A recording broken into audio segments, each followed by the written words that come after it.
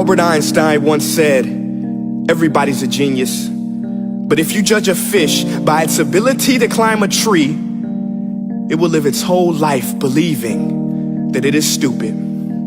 Ladies and gentlemen of the jury, today on trial we have modern day schooling. Glad you could come. Not only does he make fish climb trees, but also makes them climb down and do a 10-mile run. Tell me, school, are you proud of the things you've done?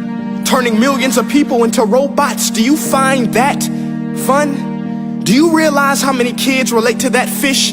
Swimming upstream in class, never finding their gifts, thinking they are stupid, believing they are useless? Well, the time has come, no more excuses. I call school to the stand and accuse him of killing creativity, individuality, and being intellectually abusive. He's an ancient institution that has outlived his usage. So, Your Honor, this concludes my opening statement, and if I may present the evidence of my case, I will prove it.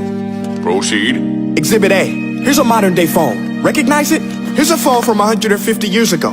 Big difference, right? Stay with me. Here's a car from today, and here's a car from 150 years ago.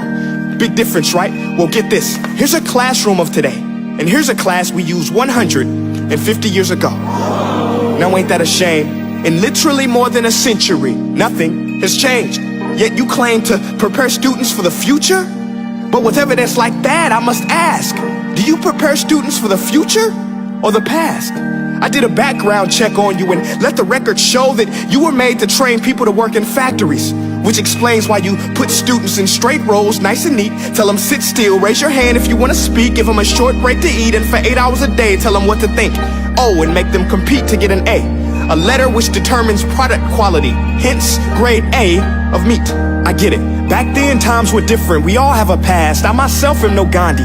But today, we don't need to make robot zombies. The world has progressed. And now we need people who think creatively, innovatively, critically, independently, with the ability to connect. See, every scientist will tell you that no two brains are the same.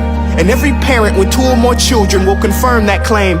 So please explain why you treat students like cookie cutter frames or snapback hats, giving them this one-size-fits-all crap. Watch your language. Sorry, Your Honor, but if a doctor prescribed the exact same medicine to all of his patients, the results will be tragic. So many people will get sick, yet when it comes to school, this is exactly what happens. This educational malpractice, where one teacher stands in front of 20 kids, each one having different strengths, different needs, different gifts, different dreams, and you teach the same thing the same way?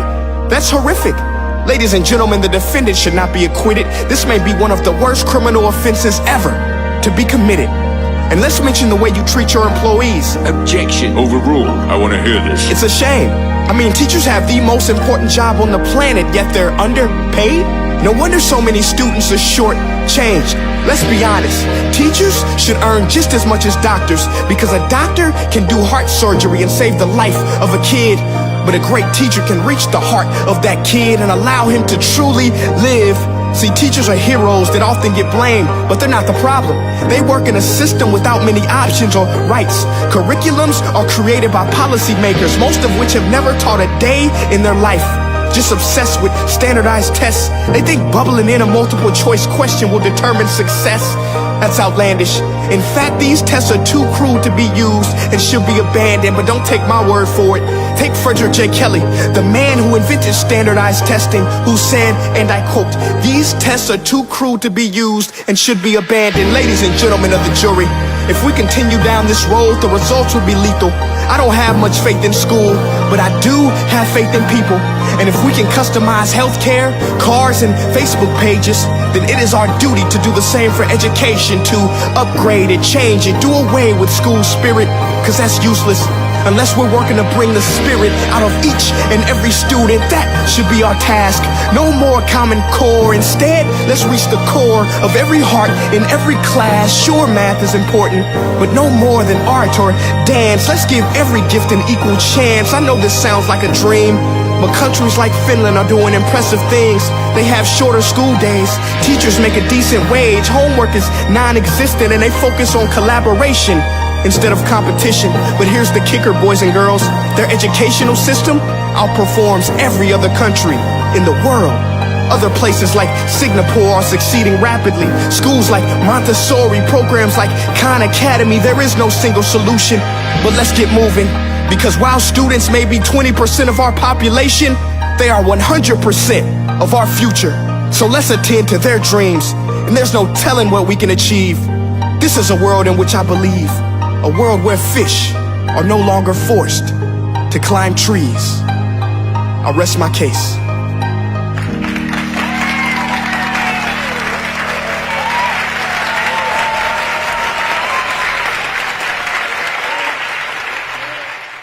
Hey guys, thank you so much for watching that video.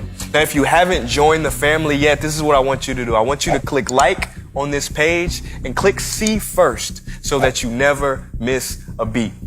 Now, for more insider information, offers, and just special challenges, go to my website at princeea.com and sign up for my personal email list. And the last thing I want you to do, you listening? Make each breath count. Peace.